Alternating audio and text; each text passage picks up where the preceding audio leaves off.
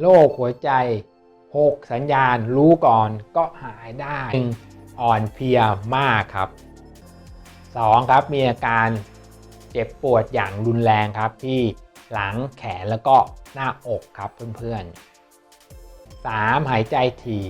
หากเรานะครับเดินขึ้นบันไดทำให้เหนื่อยง่ายและหายใจถี่กว่าปกติ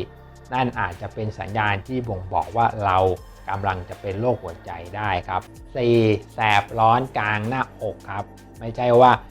เป็นกรดไหลย้อนนะครับมันก็มีส่วนที่จะเป็นโรคหัวใจได้ครับเพื่อนๆ 5. ท้องไส้ปั่นป่วน